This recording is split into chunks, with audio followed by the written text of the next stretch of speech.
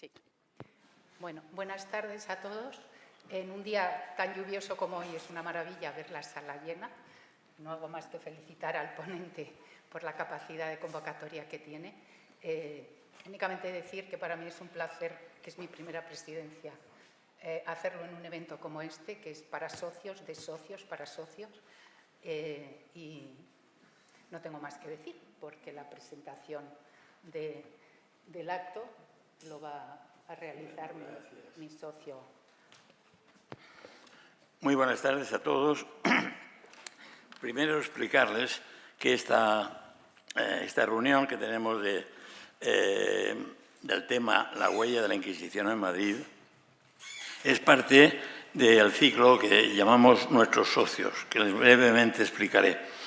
Nuestros socios empieza hace exactamente 11 años, cuando en una conversación con el presidente, hablando de cosas que no tienen nada que ver con el casino, sale la cosa del casino, del problema que había con las conferencias. Lo problemático que es que un casino de nuestra categoría no tuviera buenos conferenciantes, por lo menos uno al mes. Y que, claro, había que traerlos a veces del extranjero, de Estados Unidos, un premio Nobel, de Francia, de tal. Y eso implicaba una cantidad de problemas grandes. Y yo le dije, querido presidente, para gente importante, aquí estamos nosotros. Somos 1.800 socios y creo que hay una columna importantísima a los que se les puede recurrir invitándoles a dar una conferencia a su propio casino.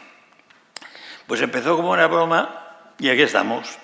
Hoy es el número 62 y tenemos la gran alegría, porque se trata además de un gran socio y un excelente amigo, de tener con nosotros a Enrique Fernández Envid, que es licenciado en Sociología y se especializó en finanzas, cursando un programa por la CUNEF.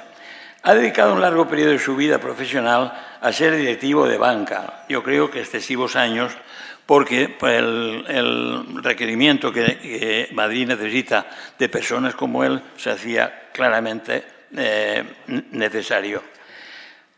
Porque su verdadera decisión y su verdadera pasión es la historia. En el 2400, junto a su esposa, Fátima de la Fuente del Moral, que creo que la mayoría de nosotros conocemos y muy bien, Explora lo desconocido de la cultura, proyecto cultural que ambos aman. A partir de ese momento empezó a investigar en historia y arte y, por supuesto, todavía le queda mucho camino que recorrer. Hoy día, aparte de escribir libros sobre historia de Madrid, comparte sus conocimientos a través de las actividades culturales de Explora. Ha colaborado con la radio, con televisión y publica sus múltiples artículos en revistas de divulgación histórica. Ha sido interventor de la Real Sociedad Económica Matritense Amigos del País, de la que yo, siendo él precisamente interventor, guardo un excelente recuerdo. Bien, pues quiero también señalarles que Ediciones Peculiares de la Historia de Madrid, que escribe él, es uno de los mejores libros que yo últimamente he disfrutado en este pasado verano. Otro de los libros que le recomiendo de su autoría es Madrid y Galdós, por cierto, en colaboración con su esposa, como digo, con Fátima de la Fuente, y Explora Madrid, lo mismo, con su esposa. Bien, con esto yo creo que termino este pequeño parangón, puesto que la palabra de él es la precisa y la mía no vale nada. Ahora bien, tenemos por costumbre anunciar ya la próxima conferencia, que será el martes 11 de febrero, el orador será Carlos Álvarez Jiménez y el tema será solidaridad y convivencia. Bien, pues ya paso la palabra nada menos que a nuestro querido compañero que ocupa precisamente hoy nada menos que la palabra y el tema. Muchísimas gracias. Buenas tardes. Buenas tardes. Lo primero que quiero es dar las gracias a doña Cristina Bustillo, que como representante de la Junta Directiva preside hoy este acto. Quiero dar las gracias al Real Casino por estar yo aquí. Y claro, si yo estoy aquí es gracias también a la intermediación de don Alfredo Gómez, que es el que ha hecho mi presentación, y por lo tanto muchas gracias, Alfredo, por haberte acordado de mí y haberme solicitado el que hoy pueda dar una conferencia aquí en el Real Casino. También quiero dar las gracias por todo el equipo que tiene el Real Casino, que se ha puesto a trabajar porque ha habido una serie de pequeños inconvenientes, por eso hemos tardado un poquito en empezar. Quiero dar las gracias a Enrique, que es el controller de sala, que le tenemos ahí, al cameraman, a Diego, que está haciendo fotos. Acuérdate que este es mi lado bueno, Daniel?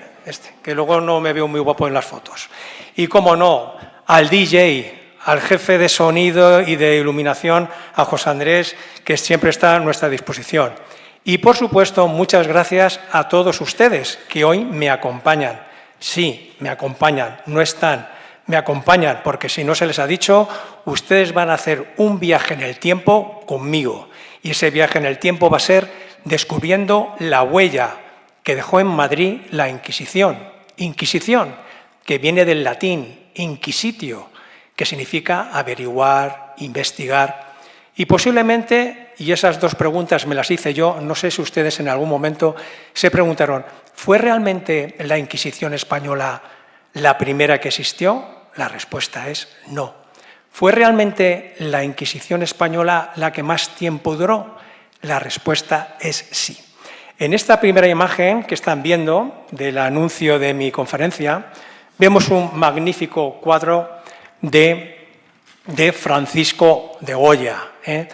¿Por qué digo esto? Porque la pintura, el arte de la pintura, siempre va a estar presente en acontecimientos históricos, en momentos cruciales, y eran, para mí, si me lo permiten, eran los fotógrafos de la época. Y aquí tenemos una imagen que luego se volverá a repetir sobre este cuadro que pintó Goya. Aquí les pongo cuál va a ser nuestro programa de nuestro viaje. Ya que es viaje, les voy a pedir un favor. Pongan en silencio los móviles o en modo avión, por favor. Puntos a tener en cuenta en el recorrido.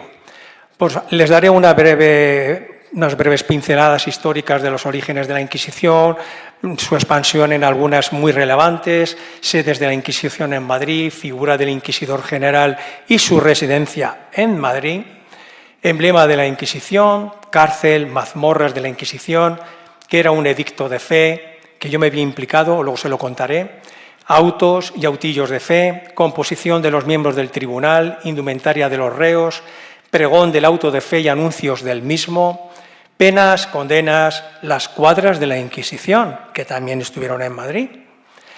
Intervenciones curiosas, dos de ellas que tuvo la Inquisición que investigar, y, como no, los comaderos, las hogueras de la Inquisición, y, por último, el gremio de ceniceros. Orígenes. La primera Inquisición que se conoce es la que se llamó Inquisición Episcopal, que nació en 1184 y que fue por orden de Lucio, el Papa Lucio III, el que mandó crear ese tribunal de la institución eclesiástica para poder de alguna forma juzgar la herejía, la blasfemia y todo lo que estuviera en contra de la fe católica. En ese momento, cuando Lucio III dice vamos a crear un tribunal eclesiástico, es que en la zona de Occitania, en Francia, hay una amenaza cátara, a los que llamaron cátaros. El catarismo era una secta cristiana considerada herética, que surgió en los siglos XII y XIII, siendo la capital del catarismo la localidad francesa de Albi, por lo cual se creó una cruzada que se conoció como la Cruzada Albigense para luchar contra los cátaros.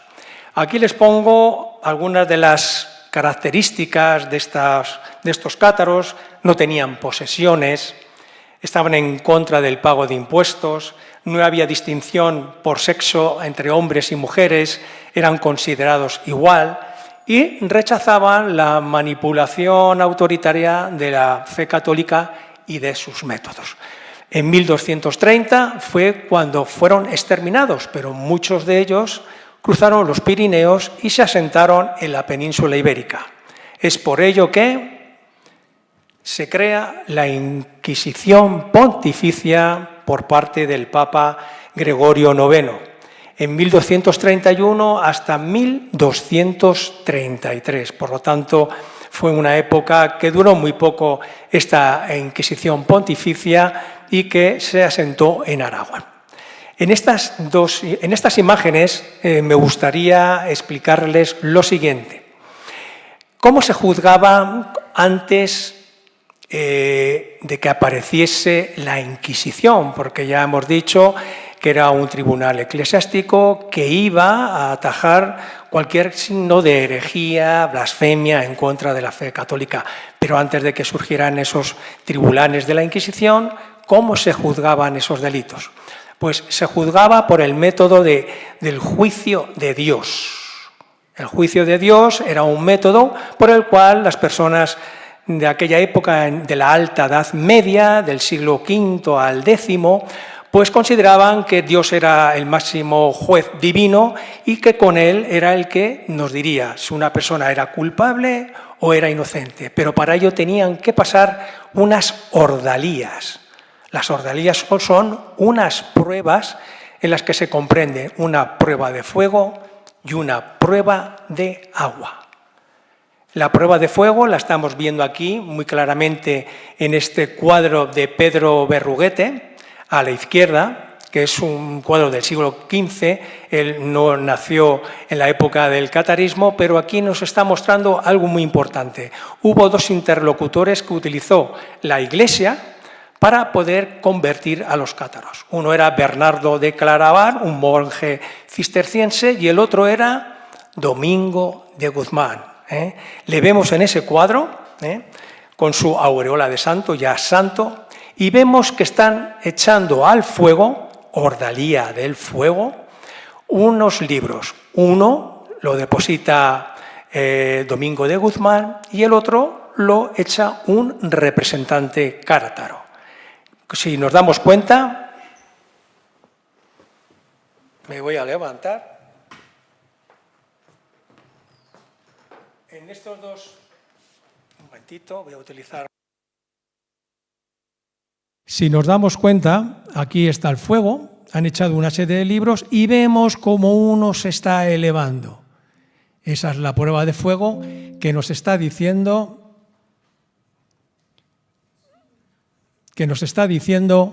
que la fe católica es la que se salva, es la verdadera. Y esto es un cuadro que nos está haciendo la representación de esa ordalía, palabra que tiene origen de una palabra inglesa que es ordeal, que significa calvario. Por lo tanto, los que eran juzgados por la Inquisición tenían que pasar dos pruebas de calvario, que era la del fuego y la del agua. Aprovechando que estamos aquí, vamos a ver esta pequeña lámina medieval, esta miniatura medieval en la que vemos una persona cómo le está entregando un hierro candente para ponérselo en la mano de un culpable que tiene que coger con la mano. La prueba era coger el hierro, le taparían las heridas de las quemaduras y días después mirarían el grado de quemadura para ver si esa persona era inocente o era culpable. Entre nosotros, todos eran culpables, estaremos de acuerdo, ¿no? Pues eran unas de las... La prueba del fuego, pues la prueba del fuego consistía en tirar a una persona a un río profundo, atado de pies y manos, y lógicamente, si flotaba y no se ahogaba, era inocente. Si le tiraban a lo mejor desde un puente a un río profundo y daba la casualidad de que no estaba ni atado de pies a manos y sabía nadar, si se salvaba, era inocente. Esas eran las ordalías, las pruebas por las que había que pasar antes. Bueno, aquí estamos ya. La Inquisición española, también conocida como la Inquisición moderna, fundada en 1478 por los Reyes Católicos, siendo Isabel la Católica esta mujer tenaz, de fuerte personalidad, trabajadora, inteligente, la que llevó a cabo todas las negociaciones para que el Papa Sixto IV pues aceptara la creación de la Inquisición española, que como vemos por el tiempo fue la que más tiempo duró. Debajo vemos con esa cara de boxeador, si me lo permiten, a Torquemada, el primer inquisidor general. Y luego a la izquierda vemos a María Cristina de Borbón, la viuda de Fernando VII, viuda que en ese momento ejercía como regente, que abolió definitivamente en 1834 la Inquisición en España. Pongo abajo otras fechas en las cuales hubo intentos de hacerla desaparecer, pero se volvió a reactivar. La siguiente, la Inquisición portuguesa. ¿Y por qué? Muy sencillo. Ahí vemos al rey Juan III de Portugal, casado con la cuarta hija de los reyes católicos, por lo tanto era el yerno de los reyes católicos. Una vez que en 1492 se firma el edicto de Granada, se rinden a los nazaríes, los ganan, se firma también la expulsión de los judíos. Muchos de ellos tuvieron que buscar refugio en el país vecino, en Portugal, y eso, por tanto, le debió de decir los reyes católicos a su yerno: Juan, que se te están yendo los enemigos allí. Y por tanto, Paulo III, que le vemos aquí, pues autorizó la constitución, la creación de la Inquisición portuguesa. La Inquisición romana, increíblemente, ¿verdad? Pues la Inquisición romana fue creada en 1542 y fue abolida en 1965. Ahí vemos al Papa Pablo VI, que fue con él cuando se abolió la Inquisición romana, que se conocía por aquel entonces como Congregación del Santo Oficio. Bueno, ya hemos tenido una breve pincelada de los orígenes, de los inicios de la Inquisición, y ahora ya vamos a hacer el recorrido por Madrid. Vamos a empezar a conocer cuáles fueron las sedes. Madrid fue ya declarada capital del reino en 1561, pero no sería hasta 1625 y 1650 cuando tiene su Consejo Superior Supremo y su Tribunal Supremo de la Santa Inquisición en Madrid. Hasta entonces dependía del Consejo Supremo de la Santa Inquisición y del tribunal que había en Toledo. Después de que fuese fundado en Sevilla por los Reyes Católicos la Inquisición española, en Castilla la primera sede que hubo fue en Ciudad Real. Luego ya hubo tribunales de la Inquisición en Ávila, Segovia, Salamanca, Valladolid. La gente tenía mucho miedo a ese tribunal, junto con Valladolid y Toledo eran los más temidos. Y por lo tanto, vemos aquí una imagen.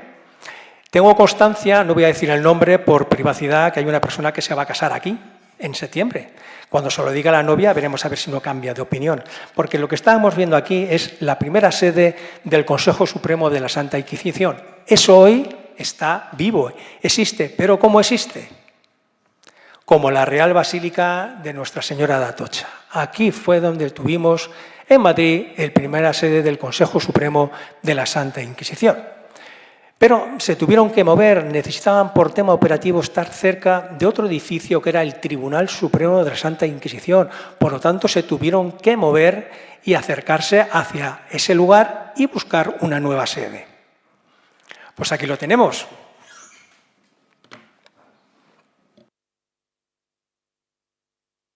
Vamos a analizar este plano para que veamos lo siguiente.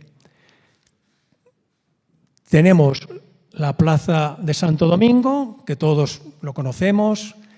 Tenemos la calle de Leganitos, esto lo seguimos teniendo. Pero aquí, esta calle de los promostenses, que se llama también calle del Espíritu Santo, la sede de la Inquisición estaba más o menos aquí. Y todo esto era suyo, con el subsuelo, que luego veremos que había en el subsuelo. Y cerca de aquí era donde querían estar, porque aquí, esto que vemos aquí, que se llamaba Calle de Corito, esto de aquí, este edificio que luego ya fue reformado en 1790 por un proyecto de Ventura Rodríguez, es la sede que hoy actualmente podemos ver del Tribunal de la Santa Inquisición.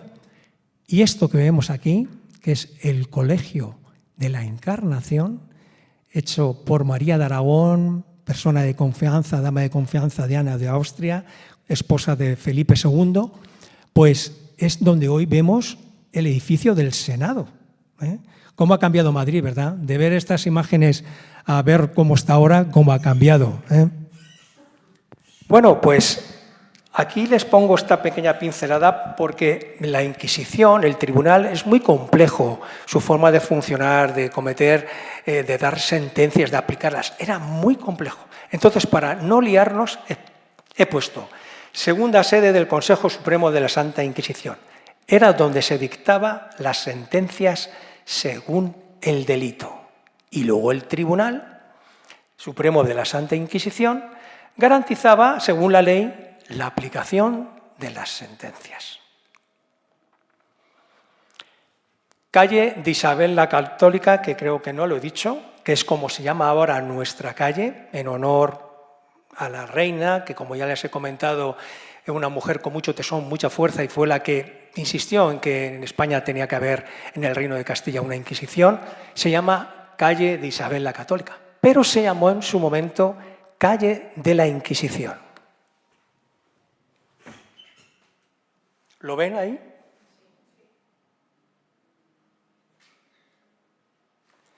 Una imagen vale más que 1000 palabras, porque les puedo decir que se llamaba Calle de la Inquisición, pero si no tengo una imagen pueden pensar que me lo estoy inventando. Pues no, hubo una calle que se llamó Calle de la Inquisición. Bueno, en esa Calle de la Inquisición vemos una imagen en blanco y negro del edificio que cubría donde estaba esa segunda sede.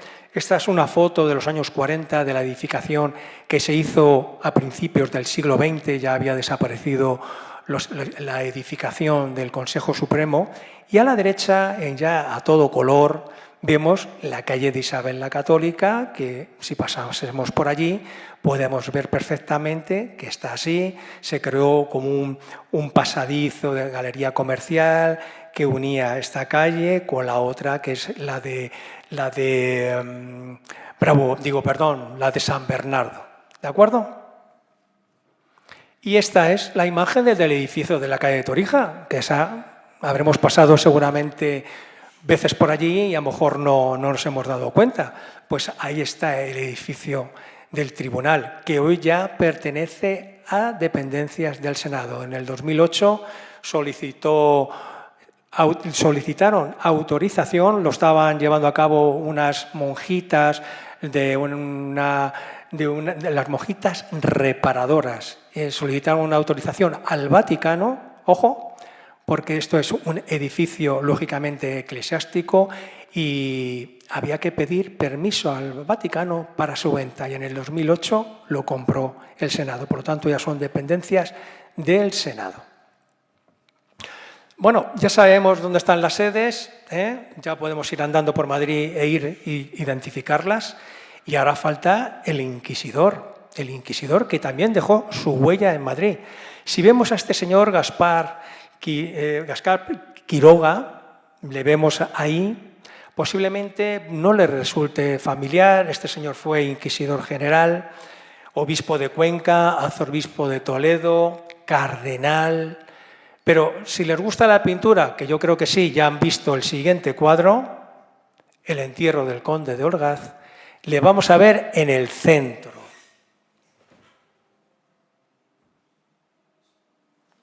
Ese es Gaspar Quiroga.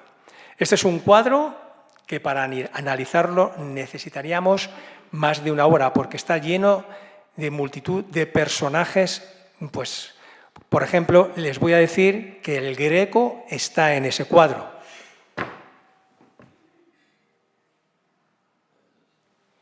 Y Felipe II también.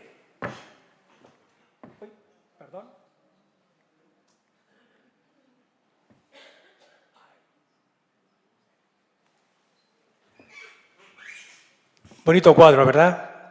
Pues seguramente todos lo hemos visto y que sepa que ya han conocido al inquisidor. Pero ¿dónde tenía su huella y sus marcas y sus propiedades? Porque tuvo propiedades en Madrid. Pues en una calle que hoy es Doctor Fourquet.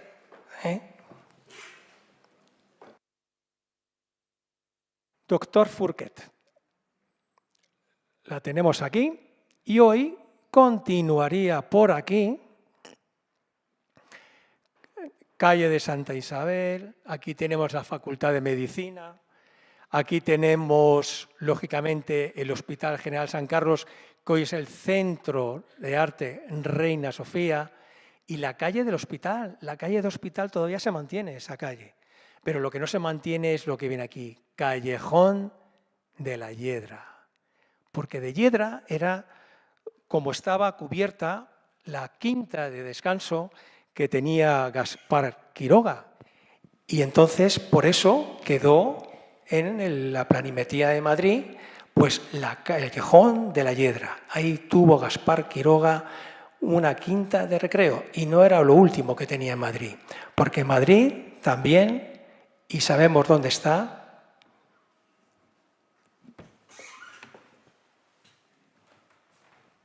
aquí tenemos la calle de Alcalá, tenemos la puerta de Alcalá. Esto que vemos aquí eran Jardines del Buen Retiro, que aquí es donde estará el Palacio de Comunicaciones, la sede del Ayuntamiento de Madrid. Pero esto de aquí es donde hasta ahora la sede del cuartel general del Ejército. Por lo tanto, este palacete y todo este tramo que vemos por aquí, esto era propiedad de Gaspar Quiroga. Esto se llamaba el Altillo de Buenavista, que hoy da nombre al Palacio de Buenavista. Pues eso era propiedad de Gaspar Quiroga, que se lo dejó al monarca Felipe II cuando se tuvieron que hacer obras de reforma en el Alcázar de los Austrias, pues se le dejó al monarca para su uso y disfrute. Por lo tanto, como verán, tenemos la huella del inquisidor aquí en Madrid. Vamos a hablar ahora del emblema de la Inquisición. Bueno, pues a la derecha en verde, el color verde es el color de la esperanza, es el sello que utilizaba el inquisidor para firmar todos sus documentos.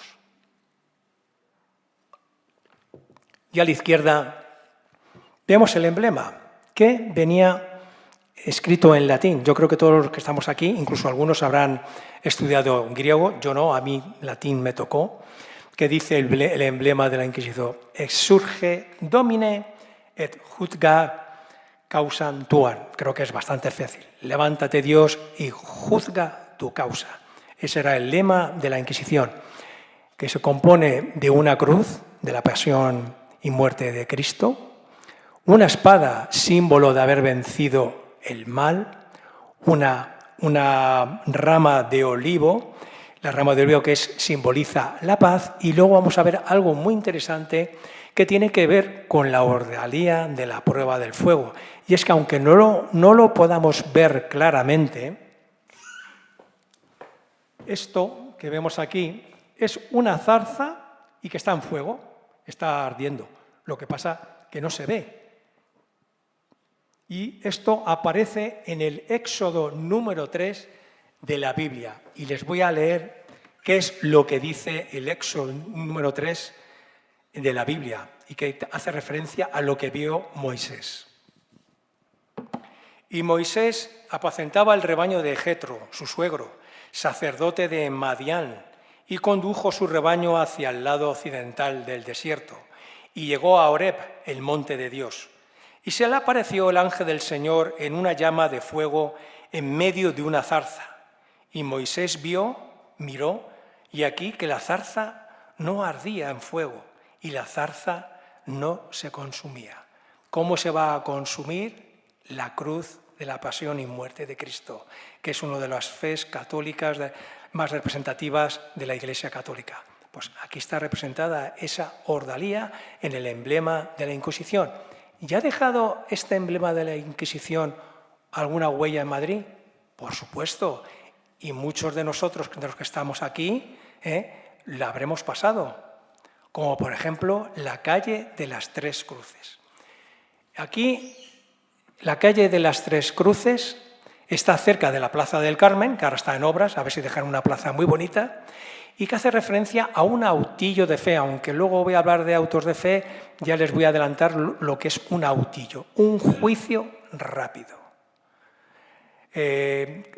Prendieron a 2 hombres, capturaron a 2 hombres y una mujer que habían robado una imagen del cercano convento de Nuestra Señora del Carmen, ya desaparecido. En su lugar está el teatro y el Mediamar que hay de la Plaza del Carmen.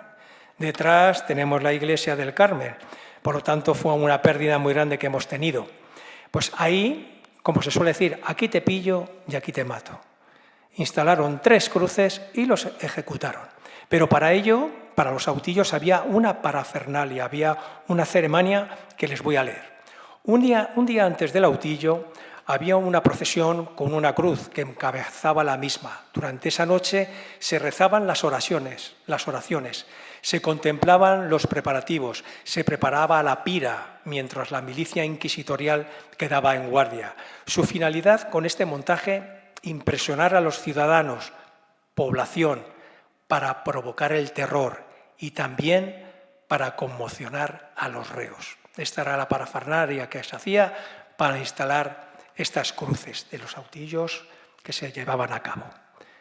Travesía de la Cruz Verde, calle de la Cruz Verde y, cómo no, Puerto de la Cruz Verde. Aquí, yo he sido motero, he estado aquí, y algún motero o motera que esté sabrá que el Puerto de la Cruz Verde es un lugar de encuentro de los moteros, pero es que se llama Puerto de la Cruz Verde porque ahí había una gran cruz de color verde que era donde se enseñaban a los que venían de Ávila y de Segovia la frontera que existía entre esas dos provincias de que entraban en jurisdicción de la Inquisición madrileña.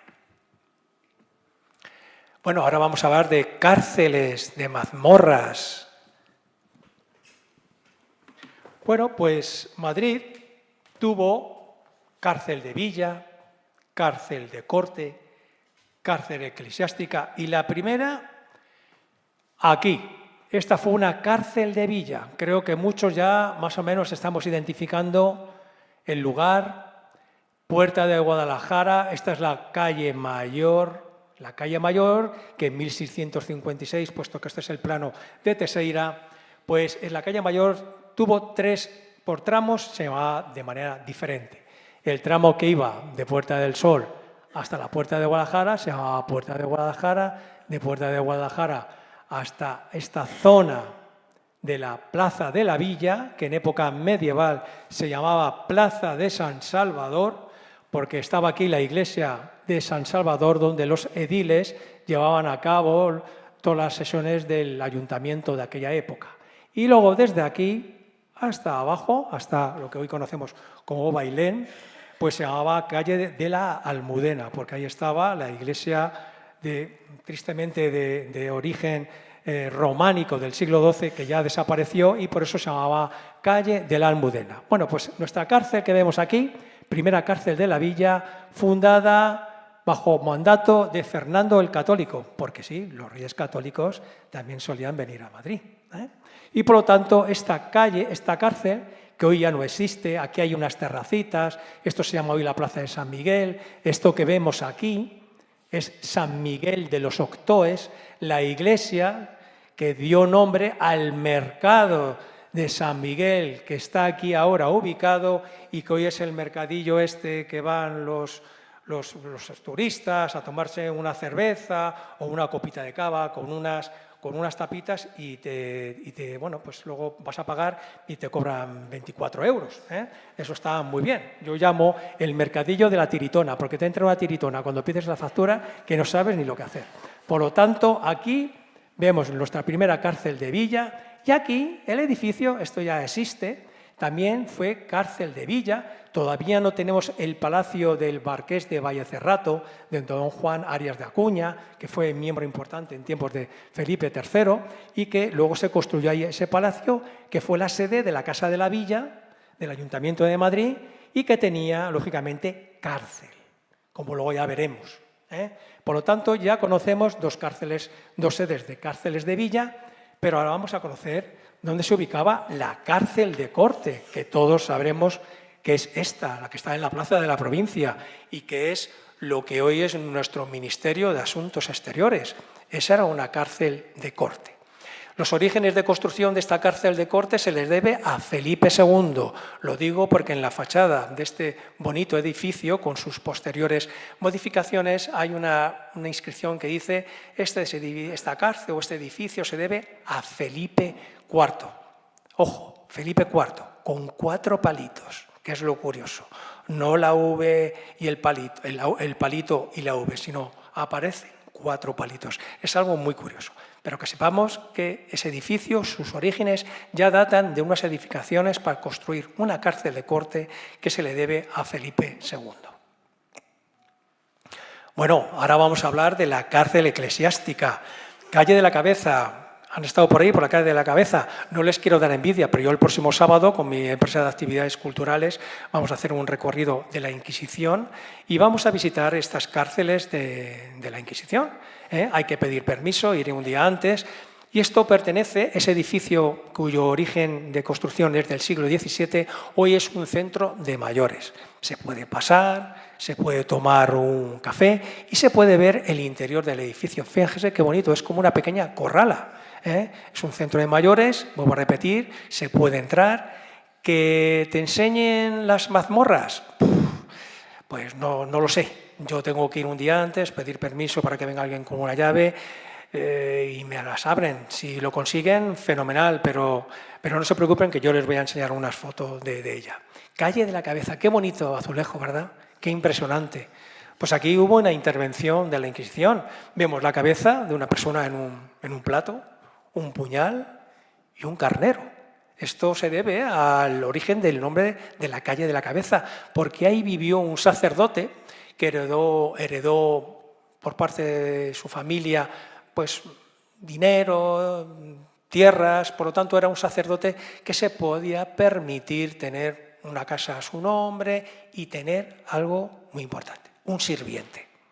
Un sirviente que en este caso era portugués, pero no porque sea algo despectivo, sino porque tiene que ver con la historia. Este sacerdote tenía que llevar a cabo una ceremonia en una iglesia cercana a la Calle de la Cabeza y se dieron cuenta de que no venía, estaban preocupados y por lo tanto mandaron a un monaguillo a visitarle para ver si es que estaba indispuesto. Al llegar el monaguillo y llamar a la puerta, al golpear la puerta no hizo falta, ya vio que la puerta estaba abierta, se encontró con un gran reguero de sangre que le llevaba hacia donde estaba el cuerpo del sacerdote que tenía la cabeza separada del cuerpo. Y por lo tanto, lógicamente, tuvo que actuar la Inquisición y, lógicamente, es obvio que la persona que le mató fue su sirviente, que al ser portugués huyó con todo lo que pudo robar en la casa a Portugal. Se marchó a Portugal. Unos años después, 5 o 6 años, cuando este hombre pensaba que ya no estarían pendiente de él, regresa a Madrid y se va al Rastro a comprarse una cabeza de carnero, que era uno de los manjares que solía preparar para el sacerdote al que asesinó y que él también comía. Y le gustaba mucho el carnero. Va a un puesto que estaban vendiendo cabezas de carnero, lo compra, se lo envuelven, se lo mete debajo de la capa, era un día de mucho frío, llevaba la típica capa castellana y se marcha del Rastro, del mercado del Rastro. Un alguacil que estaba por allí se dio cuenta de que había una persona que iba andando y iba dejando un reguero de sangre, a lo que le detuvo y le preguntó: oiga, perdone, que estoy viendo que lleva usted dejando un reguero de sangre. ¿Qué es lo que lleva usted? No, es que he comprado una cabeza de carnero. Se quita la capa, desenvuelve lo que llevaba y ¿qué aparece? ¿Aparece la cabeza del carnero? No, aparece la cabeza del sacerdote al que habían matado. Esto, lógicamente, nos arranca una sonrisa porque lo vemos totalmente disparatado, pero en aquella época, aunque eso fuese una leyenda, creó una crisis de venta de cabezas de carnero, por los que vendían cabezas de carnero en el Rastro. Sí. Solicitaron los comerciantes que se dedicaban a la venta de cabezas de carnero una audiencia con el edil de la época para ver si podía haber posibilidad de cambiar de lugar para poder vender las cabezas de carnero, porque la gente tenía miedo de ir al Rastro, comprar una cabeza de carnero y que se le apareciera la cabeza del sacerdote. Por lo tanto, cambiaron de lugar. Y ese lugar existe en Madrid, nuestra actual calle del Carnero, cerca de la Ribera de Curtidores, calle del Carnero, que tiene un azulejo que viene un carnero, es el lugar donde se instaló el gremio de carneros cuando pasó esta circunstancia. Obviamente, al portugués le dieron matarile. si me permiten la expresión. Bueno, pues en esa cárcel eclesiástica, ahí estuvo preso Matías Vinuesa López de Alfaro, el cura de Tamajón, una localidad de Guadalajara. Este hombre de héroe, pues luego, hombre, a villano no le cata de gloria, pero tuvo una muerte muy dramática, como ahora les contaré. Organizó la resistencia contra los franceses, formó parte de esas cabeceras, de esos focos en contra de la invasión napoleónica, fue capellán de Fernando VII, era muy apegado a las ideas de Fernando VII. Y es por eso que cuando ya Fernando VII no estaba, que se le desbancó, preparó un plan conspiratorio contra el orden constitucional en Madrid, en el Madrid de 1821, durante el trienio liberal. Su objetivo era restaurar la monarquía absolutista de Fernando VII. Por lo tanto, fue capturado, le metieron en esta cárcel de la calle de la Cabeza, pero una turba pendiente de a ver qué pena le daban. Pero una turba de gente enloquecida entró en la cárcel y ahí vemos, en la parte de arriba a la izquierda, cómo esa turba de gente le mata a golpes. Fue muerto a golpes en esa cárcel eclesiástica. Y aquí vemos las mazmorras. Mazmorra viene del árabe, matmura. La Real Academia Española de la Lengua define mazmorra como una cárcel subterránea. Efectivamente, es una cárcel subterránea. Hay que bajar unas escaleras y bajar y ver lo que vemos aquí.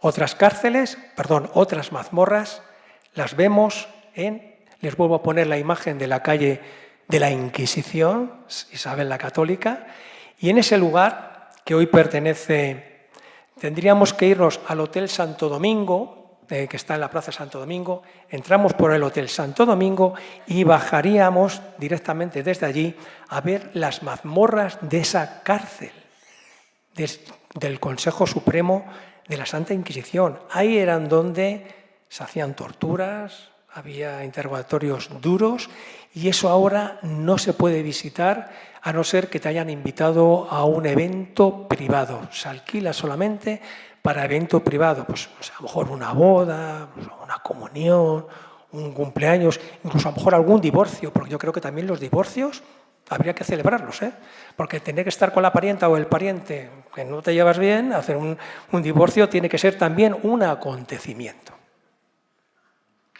Bueno, pues ahora vamos a ver documentos, fuentes primarias. Un edicto, les he dicho al principio, no sé si se acordarán que yo me he visto implicado. Hombre, en un edicto de fe no sé si habrá algún abogado, algún jurista en la sala y actualmente existen los edictos. Yo me tuve que ver implicado en uno de ellos y la verdad es que lo pasé bastante mal. Yo estaba empadronado en Galapagar y me iba a casar en Soto del Real, no en la cárcel. Hay que dejar bien claro las cosas. En Soto del Real, y lógicamente me dijeron que tenía que hacer un edicto. Digo, ¿y eso qué es? No, es una nota informativa. Y luego, claro, dije, para ver si había alguien que estaba en contra de que yo me cambiara de padrón, que me casara, bueno, una movida. Pero aquí vemos lo que es realmente un edicto de fe de la Inquisición.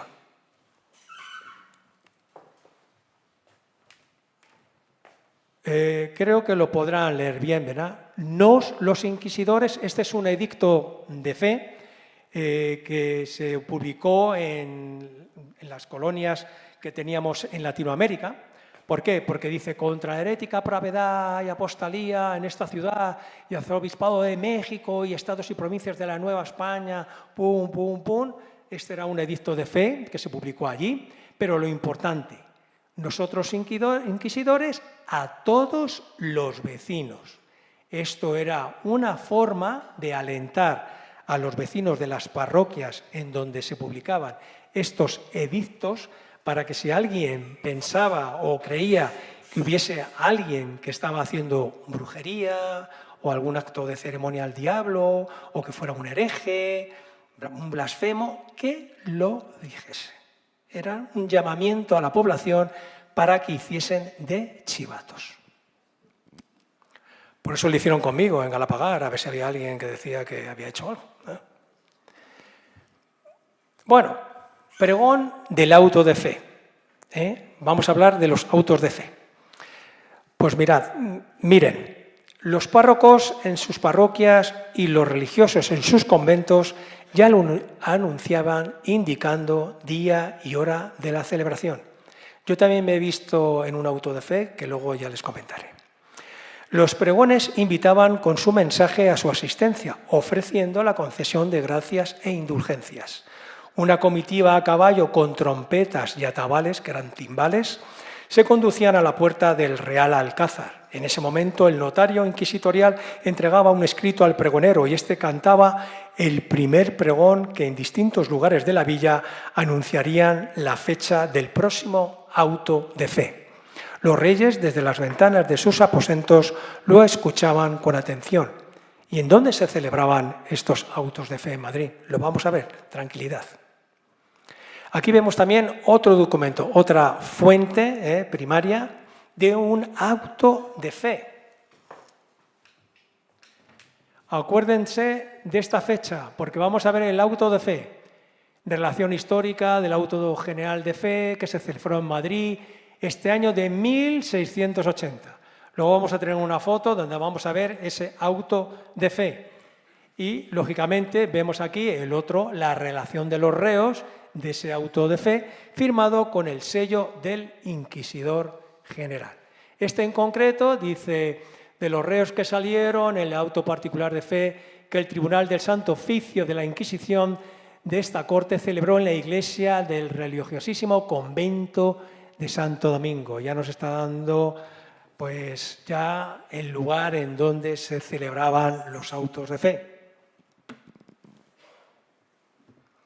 Pero antes, ya sé que están inquietos, pero poquito a poco, vamos a ver la composición, cómo era la composición de esos miembros del tribunal. Como verán, había muchísima gente, el inquisidor, el procurador fiscal, los calificadores, los consultores, los notarios de secuestros, que eran los que registraban las propiedades del reo, propiedades que una vez que ya ejecutaban la sentencia y le mataban, la pena de muerte, pues esos bienes luego pasaban a subasta pública.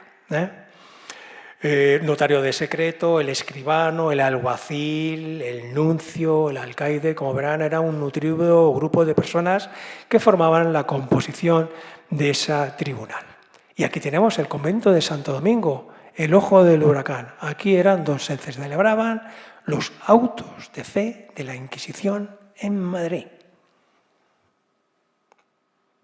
Pero de forma extraordinaria se podían celebrar también en la Plaza Mayor. Y este es el que corresponde al cuadro de Francisco de Ricci, pintor italiano, nacido en Madrid. Su padre, Antonio de Ricci, fue pintor en el Escorial, le llamaron, y por lo tanto Francisco de Ricci nació en Madrid, madrileño, perteneciente a la Escuela Madrileña de Pintura, y nos hace una magnífica foto de un auto de fe en 1680. Este cuadro creo que lo habrán visto ustedes en el Museo del Prado. También es uno de los cuadros para estar pendiente de todas las gradas, de las figuras, es para analizarlo. Yo no tengo tiempo, pero os voy a dar un dato. Aquí preside Carlos II con su esposa, María Luisa de Orleans, y su madre Mariana de Austria.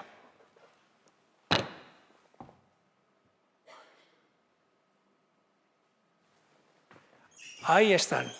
Pero en la época de Felipe IV, que es lo que yo les quiero indicar, hay una persona que fue el encargado de llevar a cabo todo el movimiento, toda la organización de cómo se tenía que sentar la gente, todo lo que vemos aquí, toda esa organización, que era un arduo trabajo, pues en tiempos de Felipe IV, ¿saben quién era el encargado? Diego Velázquez. Diego Velázquez, aparte de ser pintor de cámara, tuvo muchas funciones en la corte, y entre ellos el encargado de llevar a cabo esto. Si quieren entrar en nuestra página web de exploradesconocido.com, ahí tenemos publicado todos nuestros artículos, los pueden descargar gratuitamente, y ahí está mi artículo en el que yo hablo de Diego Velázquez como funcionario del rey. ¿De acuerdo? Bueno, en la Plaza Mayor hay una chuleta, por si quieren saber qué acontecimientos se desarrollaron en la Plaza Mayor. Hasta la fecha, hogueras nunca hubo en la Inquisición. Ahí no se quemó a nadie, hasta el momento. Aquí en la parte de abajo de la foto vemos las farolas de la Plaza Mayor. Son una magnífica chuleta para poder saber qué fue lo que se llevaba a cabo. Se llevaban a cabo, se iban a verlas, pues corridas de toros, también hay imágenes de los 3 incendios que tuvo la Plaza Mayor, también baile de carnaval y, como no, las ejecuciones a garrote vil. Les pido, por favor, que pongan atención a esta imagen, porque luego al final de mi presentación, de esta conferencia, va a aparecer y tiene que ver con algo. Bueno, luego se lo cuento. Bueno, vamos a hablar algo de las indumentarias de los reos, así un poquito por encima, porque es que tenía mucha variedad en cuanto a indumentaria. Los capirotes tenían forma cónica, algo muy característico de los reos, que le daban la oportunidad al reo de tener un acercamiento al cielo. Por eso tenían esa forma cónica y tan alargada. Era la forma de ofrecerle al reo, que había sido culpable, pues de poder tener un acercamiento al cielo.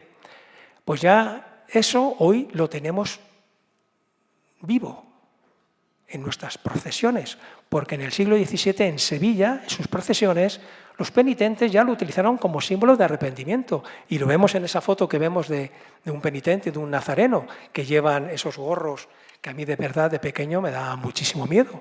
Pues eso lo tenemos ahí latente, es palpable, esa costumbre de señalizar a un reo con un capirote. ¿Pero por qué? Porque le daba la oportunidad al reo de tener un acercamiento al cielo. Luego estaban los sanbenitos, como pongo aquí. Originalmente se trataba de un saco bendito, un saco que era bendecido, de ahí que luego se conociera como San Benito. ¿Han oído ustedes alguna vez en su casa a sus abuelos o a sus padres que cuando estaban así hartos de ¡ay, menudo San Benito me ha caído! Bueno, pues mi madre me lo decía a mí, porque yo era un San Benito para ella. Era incorregible, nervioso, cuando me veía a la mesa no comía, estaba nervioso, siempre quería jugar y ¡ay, madre mía, qué San Benito me ha caído con este niño! Pues en nuestro lenguaje utilizamos eso. Y otra cosa que también creo que se me ha olvidado antes con la prueba del fuego. No sé, como ven, en la prueba del fuego, si Dios va a ser el que de alguna manera va a decir si tienes heridas por quemarte, si tienes heridas eres culpable, si no eres inocente. Pero eso lo tenemos hoy en día también muy vivo en nuestro lenguaje. ¿No les suena cuando decimos, uy, pues yo por ese pondría la mano en el fuego? Esa ordalía del fuego lo tenemos hoy en día vivo en nuestro lenguaje. Bueno, los sanbenitos, vemos aquí, llevaban la cruz de San Andrés, podían llevar el nombre, también podía tener la inscripción de la pena a la que había sido condenado, y algo muy curioso, vemos debajo del San Benito unas llamas encendidas. Las llamas hacia arriba significaban que te había tocado la lotería, que te quemaban. Si tenía el fuego hacia abajo, te habías librado del fuego, pero ojo, eso no quiere decir de que ibas a quedar absuelto. Otra de las penas que tenían mucho miedo los reos después de la hoguera eran las galeras. O sea, como un gimnasio que no tienes que pagar al mes, pero que te alimentabas en vez de con batidos de esto para sacar músculos, con pan y agua, exhaustos, todos ahí con grilletes, remando, por lo tanto eran de los castigos después de la hoguera que más miedo tenían los reos. Bueno, pues sigamos. Bueno, el San Benito, se me olvidaba, utilizó este saco bendito para señalar a los condenados. ¿Esto qué quería decir? Bueno, pues si una persona en concreto la habían condenado no a pena de muerte, sino que, bueno, la podían condenar a ser azotada, latigazos, y luego a llevar el San Benito. El San Benito, tenían que llevar el San Benito cuando saliesen en la calle. Cuando estuviesen en su casa estaban exentos. Pero en la calle eran una especie como de ultraje a la persona para que supiesen toda la ciudadanía que había cometido un delito y que estaba señalado por la Inquisición. Bueno, penas y condenas. Bueno, qué cuadro más bonito de Goya, ¿verdad? Precioso. ¿Hay alguien que diga que no es de Goya? Sin miedo, que no va a venir la Inquisición. ¿Hay alguien que piense que ese cuadro no es de Goya? ¿Alguna mano? ¿Alguna mano? Sí, bueno, mi esposa porque se lo sabe, no es de Goya. Es de Eugenio Lucas Velázquez. Este era un pintor madrileño, de la escuela madrileña, que estaba totalmente entusiasmado con la obra de Goya y que, como vemos, prácticamente parece un cuadro de Goya. Pues ese cuadro creo que está en la Real Academia de Bellas Artes de San Fernando, si no lo han cambiado, se llama Condenados por la Inquisición. Y vemos aquí perfectamente un momento en el que vemos a un reo montado en un burro, le han quitado la camisa, lleva el capirote. ¿Y por qué? Porque dentro de la variedad de condenas que tenían los condenados, garrote vil, ahorcamiento, degollamiento, el quemado, morir saeteado, bestias bravas, latigazos. Pues efectivamente Madrid, con eso de los latigazos, pues tuvo una calle, la calle de los azotados. ¿Y en dónde está esa calle?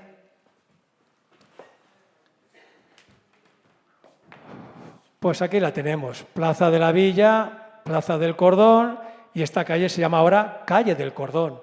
Pues la Plaminetía de Madrid, pues se llamó Calle de los Azotados. Salía de aquí, de la cárcel, donde estaba el palacio, que era la Casa de la Villa, salían por aquí, había una ceremonia, que era que salían por aquí, les paseaban y en ese momento les daban azotazos, les daban latigazos, la gente les escupía, les tiraban piedras, improperios, etcétera, etcétera. Interesante, ¿verdad? La calle de los azotados, ¿eh? O sea, que cuando pasen por allí se acordarán. Bueno, calle de los azotados, me gustaría decirles, porque a lo mejor tienen curiosidad, ¿cuántos azotes recibía un reo si era condenado? Bueno, pues dicen que máximo 200, pero creo que se llegaba a 100, o sea, llevadero, 100 latigazos, yo creo que bien. Y hay una figura también muy importante dentro de la Inquisición, que es la figura del verdugo. El verdugo. ¿Por qué les pongo esta imagen de la calle Santo Tomás, que hace honor al monasterio de Santo Tomás de Aquino, que ya desapareció? Por ahí habremos pasado todos. Si bajamos por esa calle, a mano derecha tenemos el Ministerio de Asuntos Exteriores, la cárcel de corte, pero popularmente se conoció como Callejón del Verdugo porque ahí tuvo la vivienda el verdugo. La figura del verdugo ya desde la Edad Media era una figura de un apestado. La población, la gente que sabía que era un verdugo, no quería relacionarse con él porque, lógicamente, posiblemente algún amigo o familiar había sido ejecutado por el verdugo. El verdugo no tenía la culpa, era simplemente una persona que recibía órdenes y había que ejecutar. Pero les quiero decir algo muy inteligente que dijo un verdugo. Espera un momentito, que lo tengo por aquí. Si no se me ha traspapelado, que creo que no. Perdonen, esto es lo que tiene el directo.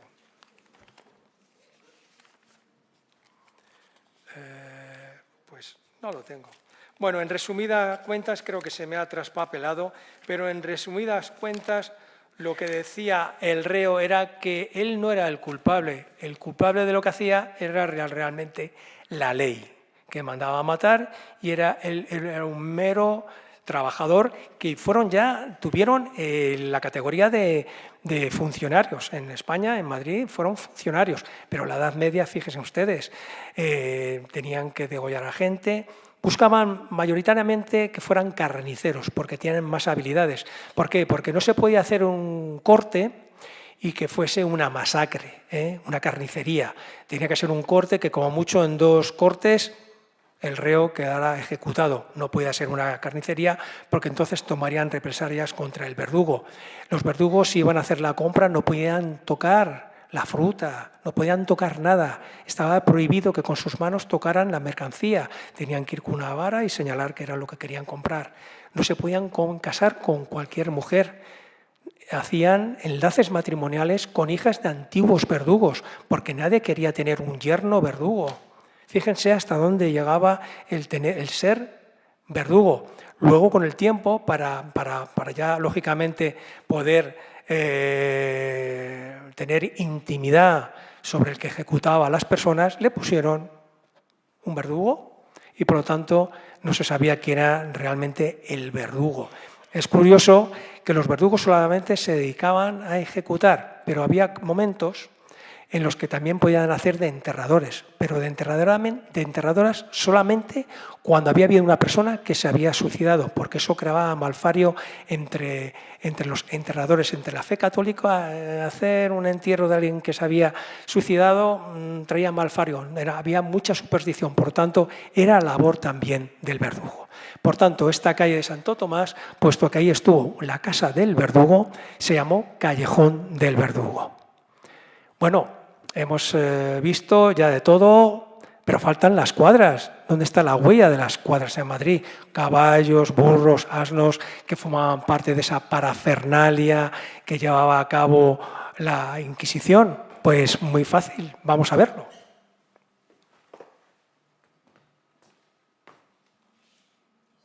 Hoy en este plano de Teixeira sería la calle de la Cuadra.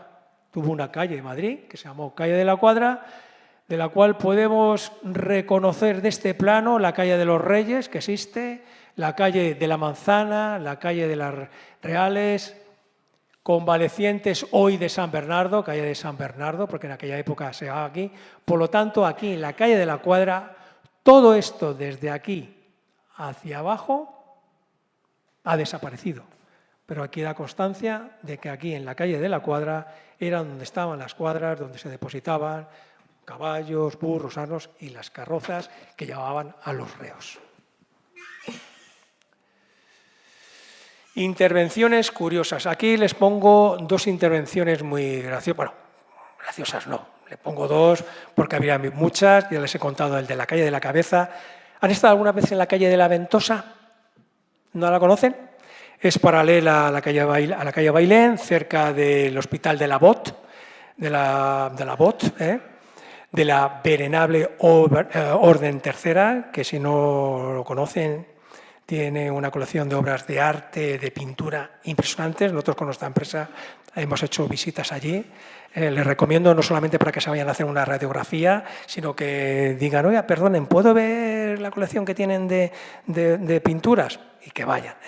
Está cerca también de San Francisco el Grande. Bueno, pues en esa calle de la Ventosa, Juana, que es la señora que estaba aquí, pues era una señora que empezó a desarrollar unas técnicas, pues fueron curanderas, lógicamente, para poder sanar enfermedades que en aquel tiempo no eran incurables. Por lo tanto, los clientes que tenían eran personas de alto poder adquisitivo y ella pues hacía publicidad diciendo que esas vasijas que vemos, que parecen como yogures, son como vidrios, como vasos, que pertenecieron a San Isidro y que por eso tenía efectos milagrosos en las enfermedades para curarlas. Hacía un efecto ventosa y bueno, pues tenían clientes, a lo mejor algunas cosas como no eran muy graves, no requerían tiempo para curarse, entre las hierbas, etcétera, etcétera, pero claro, las más graves,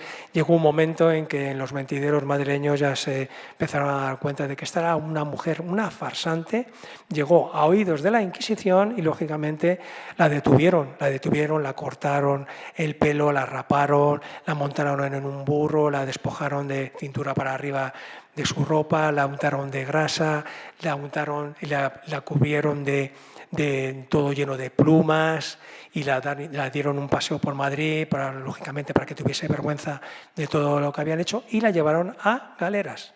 Pero en este caso, galeras, la Real Academia Española de la Lengua define galera como una cárcel de mujeres, porque Madrid tuvo una galera, una cárcel de mujeres.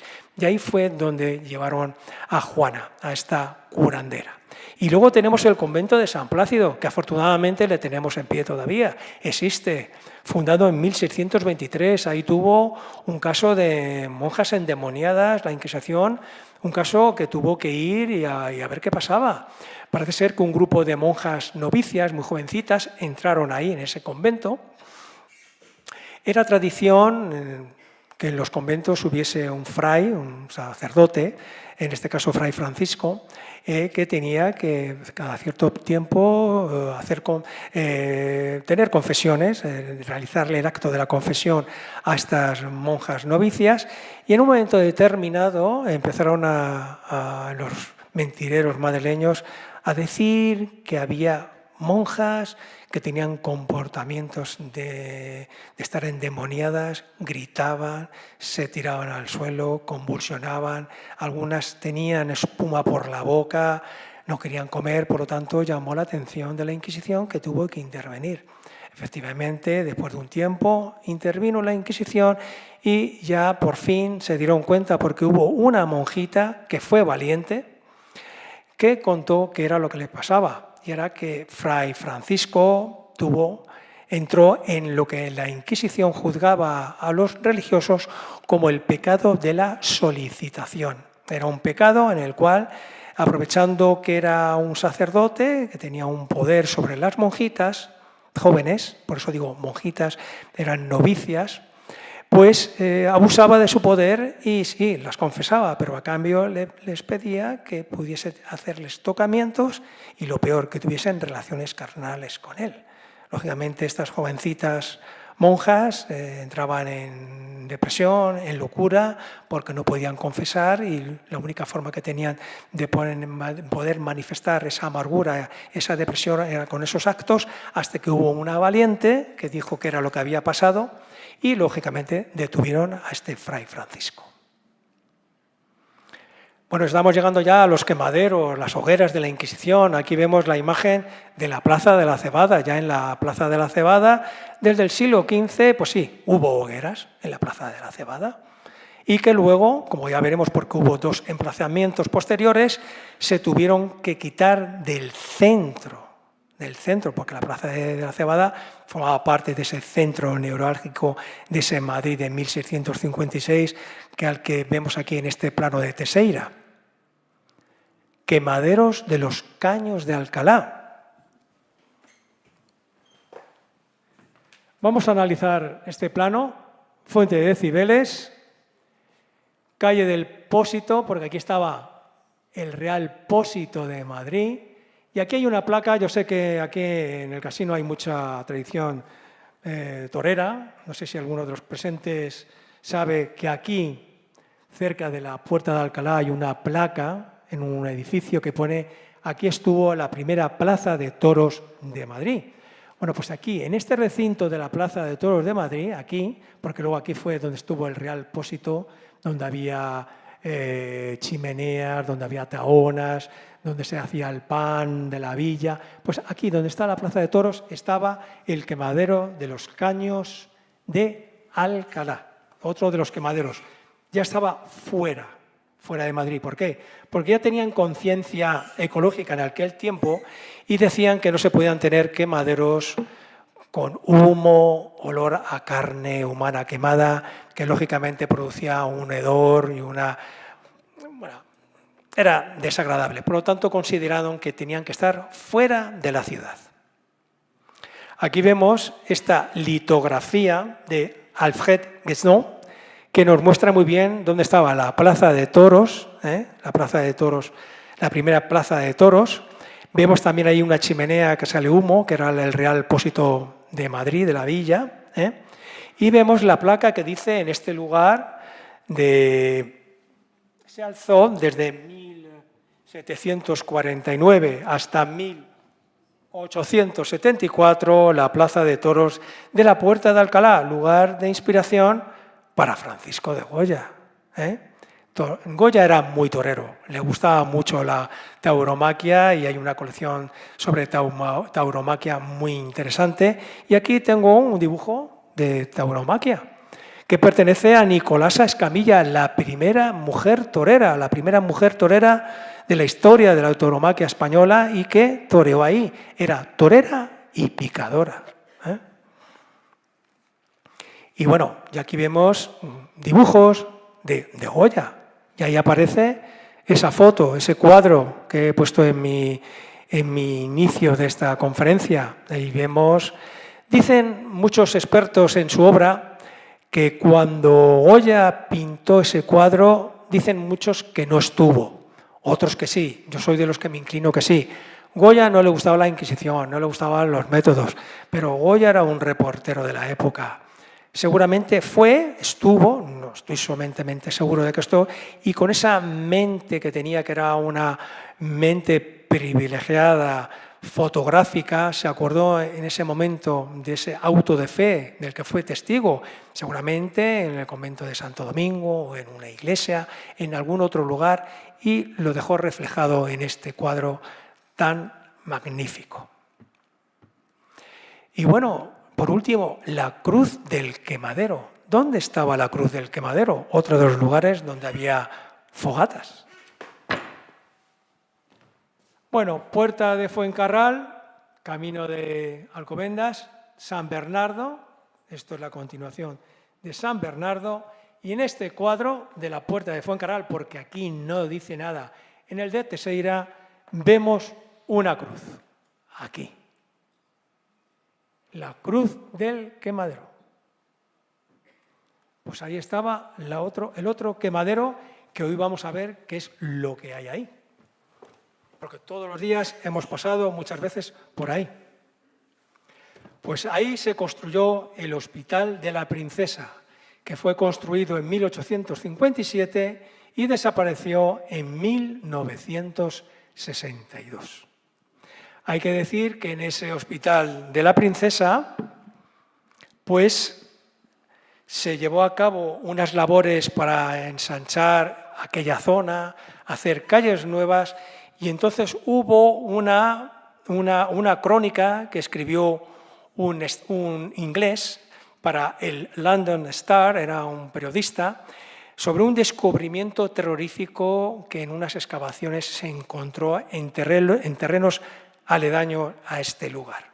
Y dice lo siguiente: el 8 de julio de 1869, el periódico local de White Cloud, una pequeña población a orillas del río Missouri, en el medio oeste de Estados Unidos, informaba a sus lectores de un descubrimiento terrorífico que se había producido a casi 7.000 kilómetros de distancia. Citando al corresponsal del London Star en la capital de España, contaba lo siguiente: un hecho más bien terrorífico ha causado una considerable excitación aquí en las últimas semanas, a unos cientos de yardas de la nueva plaza del 2 de mayo. Los obreros descubrieron varios estratos horizontales de aspecto peculiar y formación regular. Uno tenía 150 pies de largo, otros 50, otros 10, y el grosor oscilaba entre los 8 y los 80 centímetros. El color era negro, siendo los estratos inferiores muchos más negros que los superiores. Al ser examinado, se hallaron trozos de madera carbonizada mezclados con cenizas. Resto evidentemente de algún fuego de proporción considerable. La curiosidad se avivó rápidamente y posteriores investigaciones mostraron que en algunas partes de esos estratos de feo aspecto los dedos daban con pequeñas porciones de materia adiposa que cedían al tacto como si fueran de mantequilla. Se desenterraron argollas de hierro, huesos humanos, un cráneo y un largo mechón de cabello perteneciente a alguna mujer. Todo más o menos carbonizado. Algunos de los hierros se hallaban parcialmente fundidos y la textura del hueso mezclado con arena era claramente discernible. También apareció una mordaza. La pregunta, ¿qué son todos esos lúgubres registros? Obtuvo respuesta inmediata. Ese campo de la Cruz del Quemadero fue el lugar donde la Inquisición dio cuenta de alguna de sus víctimas. ¿Y qué es lo que hay hoy? En la glorieta de Ruiz Jiménez, estas casas que fueron construidas en los años 70, inauguradas para el patronato de casas militares. Eso está vivo. Pues ahí es donde estuvo el quemadero. Y cerca de esa glorieta de Ruiz Jiménez vemos una callecita simple, calle de Carranza, que va de Ruiz Jiménez, de la glorieta, hasta la glorieta de Bilbao. Una calle sencilla. Pero aquí vemos la foto a quien hace honor. Bartolomé Carranza, obispo de Toledo, en el siglo XVI. Dio la extremunción a Carlos I en Yuste. Fue confesor de María Tudor, la esposa de Felipe II. Marchó a Inglaterra para conversaciones con ella, era el confesor.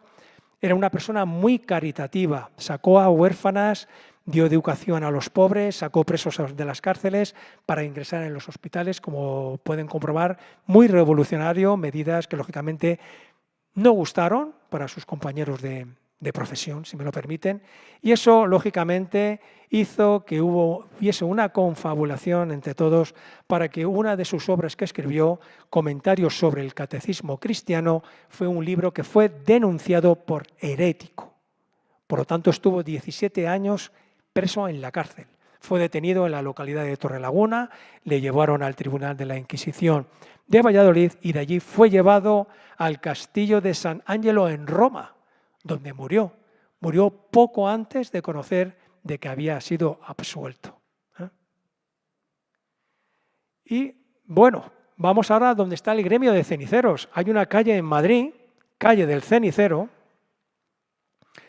que tiempos ha esa calle de Cenicero,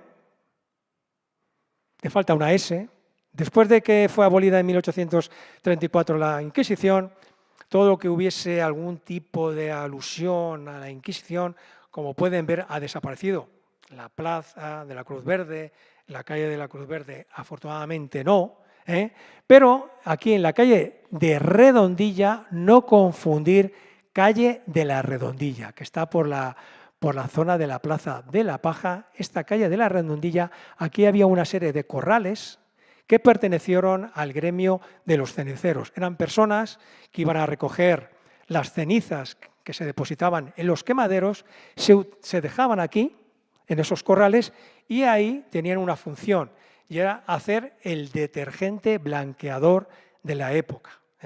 Con esas cenizas hacía un detergente que tenía efecto blanqueador y desinfectante.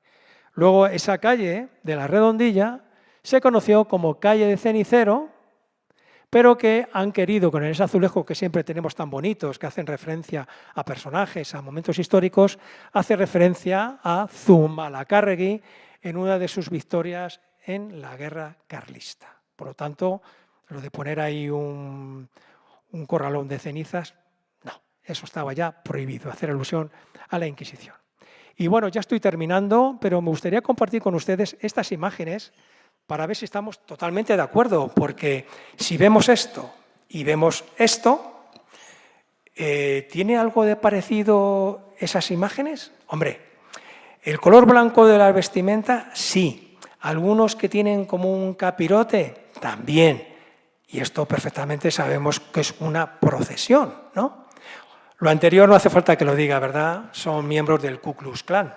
Pero ¿no han pensado alguna vez por qué los del Ku Klux Klan, y eso me lleva a mí a investigar, llevan esa indumentaria que puede confundir a los extranjeros? Y yo creo que los debe de seguir confundiendo.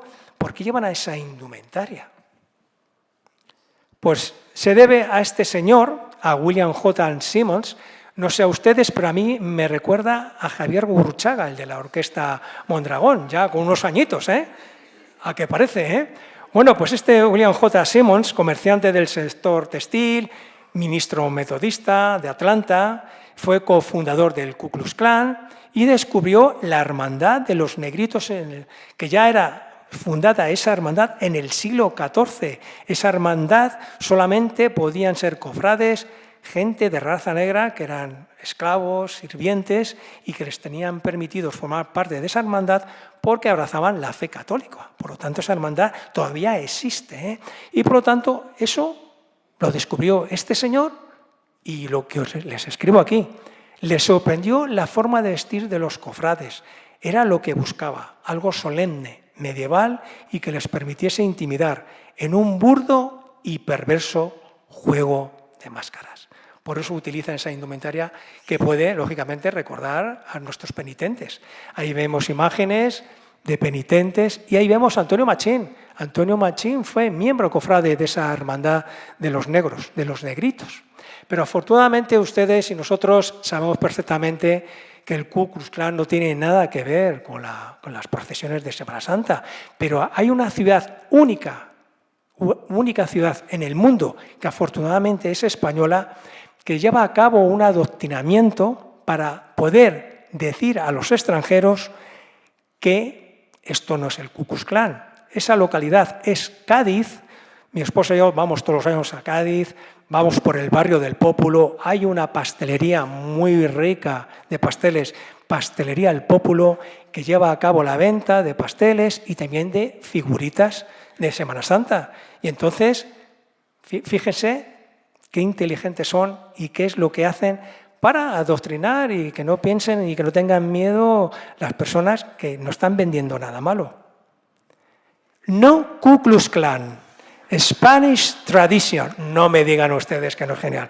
Bueno, pues si van a Cádiz, esto sigue estando en el escaparate. Son geniales los gaditanos, ¿eh? Bueno, pues, damas y caballeros, antes de terminar, porque ya ha terminado nuestro viaje, les tengo que decir que muchas gracias por estar aquí. Han sido ustedes unos buenísimos acompañantes, viajeros conmigo. Nadie ha tenido necesidad de ir al baño, hoy me puedo tomar un café, o recibir una llamada, la llamada del nieto, hola abuela, o lo que es peor, la llamada del hijo diciendo que el próximo fin de semana os tenéis que quedar con los nietos porque tenemos un cumpleaños y no podemos faltar, ¿eh? Y ahora les voy a contar qué fue lo que a mí me ha causado, que les he dicho que se fijaran en ciertas cosas. Pues yo me he visto tan involucrado en esta conferencia, preparándola, espero que bien, que les haya gustado, con edictos de fe, autos de fe, condenas, garrote vil, mazmorras. Y eso me produjo tener una pesadilla increíble. En esa pesadilla, pues, ponían un edicto de fe en mi comunidad, pero si yo he pagado todos los recibos, venía la Inquisición, me llevan a una mazmorra, me empiezan a torturar, yo ahí gritando que no he hecho nada, que yo tengo todos los recibos. Fíjense lo que es una pesadilla, que empieza a intercambiar ahí todo lo que se ha procesado. Y me llevan a la Plaza Mayor, a un auto de fe. Creo recordar que presidía, que creo que Felipe VI y Leticia. O era Isabel Díaz Ayuso y el alcalde. No me acuerdo, pero eso sí, el inquisidor era Torquemada. ¡Qué miedo! Bueno, pues ahí, lógicamente, recibí la condena. Y eso fue lo que me estremeció y me convulsionó y me desperté. Espero que a ustedes no les impacte, no tengan pesadillas o quizás, quién sabe, a lo mejor les arranque una sonrisa.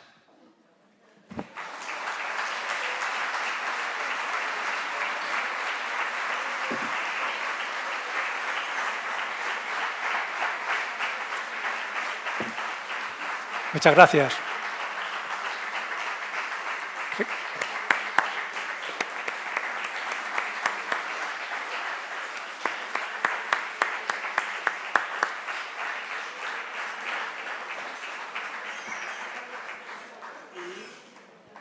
Tras esta excelente conferencia, felicitamos naturalmente a nuestro conferenciante y a ustedes por haber venido.